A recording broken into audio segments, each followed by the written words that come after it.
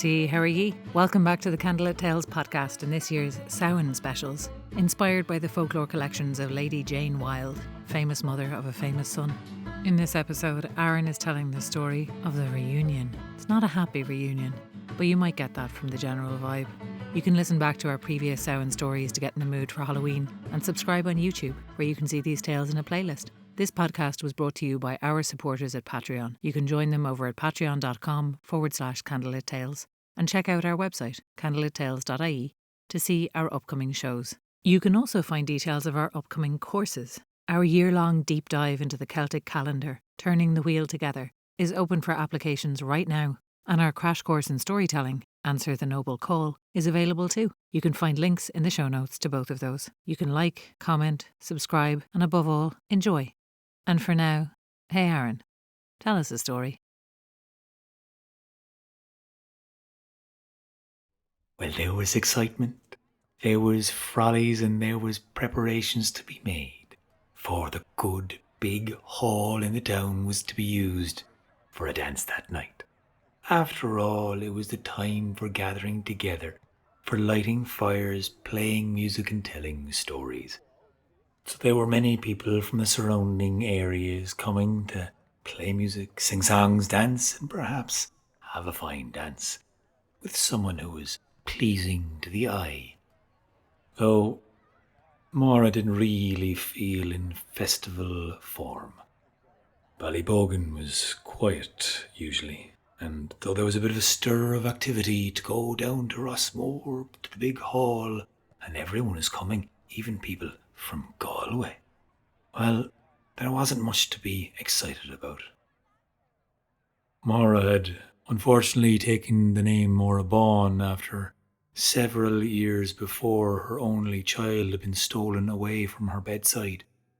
Her husband had been nowhere to be found, and so she had taken to the bed. Many had thought she would die for the sadness that was on her, but gradually and slowly she began to come back to herself, in some form of a way anyway.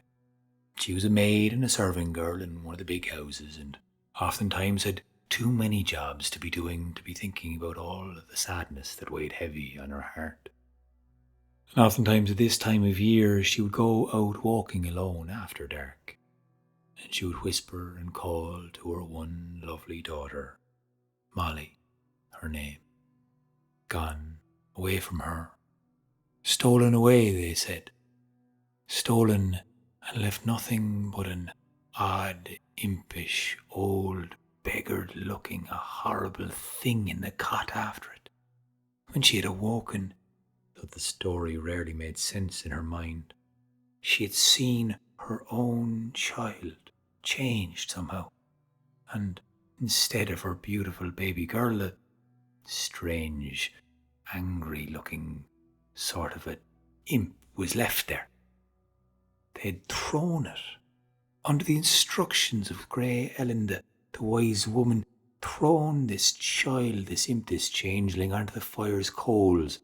No sooner had they done that, it had shrieked terribly, turned into a black cat, and ran up outside the chimney and was gone forevermore. The story had spread. Like most of these stories, people took it with a pinch of salt. When they looked at Maura, they didn't trust that she saw things overly truthfully. That's not to say that people didn't doubt that she believed that it happened. But most people didn't really believe that it had. Though many of her serving girls were kind to her, and they knew she had gone through such a loss, not only to lose a husband, but a child too. It would break someone's heart clearly in two. Though these days she managed to get on with things in her own kind of a way. And now, tonight, of all nights, she had allowed herself getting swept up in the excitement for this dance. This great big reunion for all of those coming and going and mixing and wanting to dance and fall in love. Well, she had no such desires, though some of the girls looking around, were smiling sweetly and talking about boys they had a certain crush on, or the strapping young man who ruled in the manor. The talk of who might get the first dance, if there was a chance.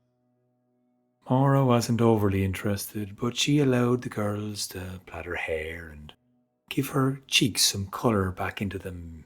After all, she was very pale, hence the name Maura Bawn. She was very white-skinned. But with colour in her cheeks, her hair done a certain way, and a beautiful gown thrown around, she felt and looked more beautiful than she had done in years. And so, with a sprite step, she walked down towards the hall with the rest of her women following with her. And when they came in, they saw the hall was decorated so beautifully. Decorations, handcrafted, beautiful painted, all hanging about the place with candles underneath them. And of course the band now sat up and began to string their instruments, tuning first before the songs and music started. And this was a way to dance away the gloom, they would be told. This is the time for celebrating life and living and coming together. The only coming together that Maura ever wanted was for Molly to be given back. For if it was the fairies who'd stolen her away, surely one day they would bring her back. And though it was silly and stupid to hope for it, she couldn't ever stop wanting that. So when people asked her to dance, she danced, and she was light, and she tried to smile bright, but the sadness was still in her. It was moving nowhere. And though she danced and had some fun, she never wanted anyone to come too close, for she was afraid they would feel the heaviness in her heart. And so the music turned slow, and the evening was beginning to feel like it could come to a close. A hand reached out, eyes bright, locked into Maura's. A smile, rosy lips asked for a dance. Well, she couldn't say no, she felt, and one more dance would make everyone see that she was able to enjoy herself, she thought. So she went up and took this man's hand without really looking at him overly so. The eye contact had stirred a little bit of a shudder from her spine right down to her toes. Although she didn't know why, she put on her brave face and a certain smile and got onto the dance floor and started to whirl and twirl and dance slowly with this man. And as they danced, moving left and right, spinning once and catching a turn, stepping graceful, this man could dance, and she was happy to flow in the way he would like to go, until she noticed they had danced a great circle all around this whole hall, and now they were standing next to the hallway door. He looked at her and asked if she'd like to take some fresh air, a step outside perhaps. She nodded, unsure as to why she would leave, but curious to see the night sky too. So they went out, walking down towards the hawthorn trees. At the edge of the road they saw the certain moonlight shining bright in the sky. A raven cawed loudly before spreading its wings and flapping loudly across the sky. Well, she wondered at that. And then the man turned back to her. He was pale, but he seemed ever so much more so now in this moonlight and dark night. The man looked at her and asked, "Do you recognize me?" She looked. Suddenly, she saw. Her hand went to her heart.